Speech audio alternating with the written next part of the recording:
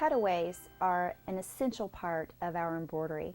Cutaways are what we need to be using on knits, t-shirts, sweatshirts, fabrics that are classified as unstable. These types of fabrics have no ability to support the embroidery that we are placing on the garment or in the fabric. So it's very important to give the embroidery a beautiful foundation to form in, and cutaways offer you that support.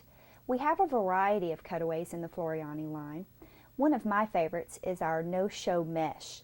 This is a nylon mesh and it is embossed, so it has a beautiful pattern on it that does a lovely job of supporting that embroidery the way you want, yet it doesn't feel bulky. It's not a thick stabilizer, it's only a 1.5 ounce, so it's very appropriate when you're wanting to embroider a baby onesie, a delicate cotton, a golf shirt, something very soft, very sheer. That's where we're not wanting any of the stabilizer to shadow through, to form an ugly line around the embroidery design. So with the no-show nylon mesh, you don't have that problem. Now, no-show nylon mesh comes three ways, or three colors I should say, white, beige, and black. It's also available in non-fusible or fusible. Going back to where we were in the tearaway segment, I really like to put a lot of emphasis on fusibles. Fusibles really make a difference in your hooping process because they stop the fabric from stretching, and a baby onesie is certainly very stretchy.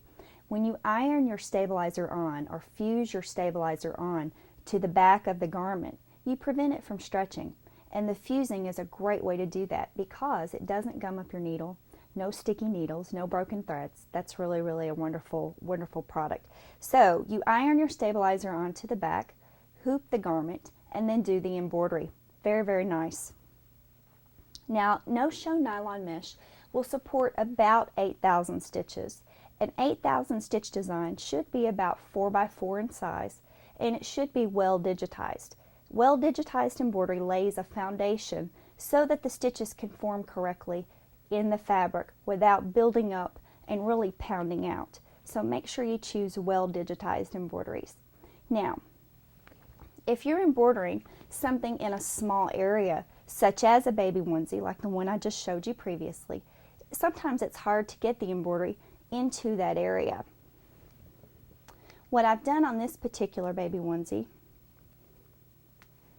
is I have ironed the mesh right onto the back to keep it from stretching out of shape. What we'll do in this case, because this is a very difficult area to hoop, is I'll now stick this down to a sticky cutaway, and that particular product is called Wet and Stick. Floriani Wet and Stick is also available in a tearaway version, but the cutaway is where we need to be whenever we're trying to get embroidery in difficult areas on stretchy fabrics. And this particular fabric is very difficult to embroider. This is a sweater knit, super stretchy. So what I did on this particular garment is once again iron the mesh right onto the back and then stick it down to our Wet and Stick cutaway version. Now the Wet and Stick cutaway version comes in black or it comes in white, and it's very easy to use. You just simply hoop one piece of that and you activate the sticky with just a few drops of water in the middle of the frame. Smooth it out with your fingers, and then within seconds it's already sticky. So now you can stick your sweater knit that has the no-show mesh already fused into place. Stick that right down and you will have beautiful results on even your sweater knits. Now I like to show a few varieties of knits, and this particular is a piqué knit. Similar to what we would wear in a golf shirt, something like that. And what I have done is, once again, I've ironed one layer of the mesh onto the back to prevent that from stretching.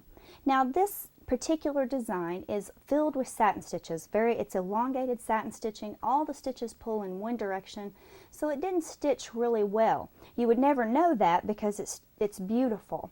But what I had to do on this particular design is iron the mesh onto the back to prevent it from stretching, hoop the garment, get it onto my machine, complete the centering, get everything right where we need it to be.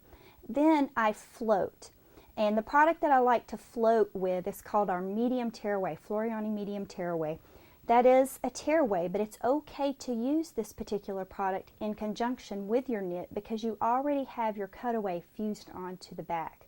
So what we'll do with our floater, again, once we have the design placed, we've got it right where we want it, then we're going to float the tearaway underneath our hoop once you have the hoop placed onto the machine.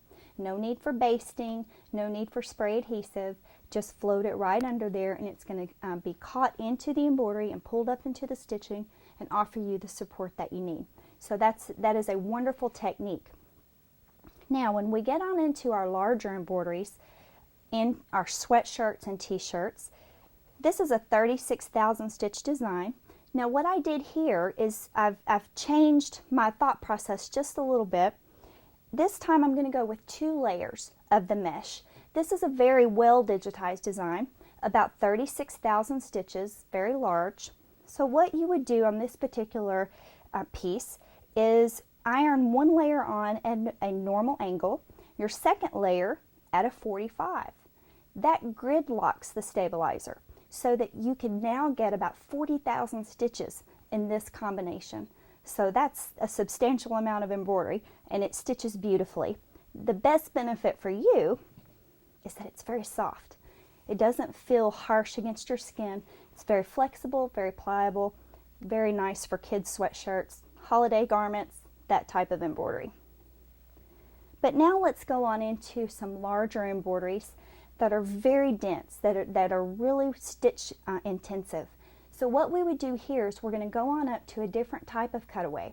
The particular cutaway that I choose for these types of embroideries is called Floriani Cutaway Medium Fusible. And again, we do have it non-fusible, but the fusible version is lovely. Again, it stops the stretch so that you can get a beautiful hooping, no distortion, and the embroidery forms where it needs to. It can't push and it can't pull on the fabric, causing puckers. After the embroidery is complete, you just simply trim it from around the back of the design and you have perfect results. Now, one little tip I like to give when I'm embroidering on t-shirts and sweatshirts is to use a topping. We're going to be talking a lot about toppings in our next segment in the water solubles, but I just wanted to throw that out there and let everybody know, always use a topping on your knits. You'll see wonderful results with your embroidery. So, with that said, let's move on to water solubles.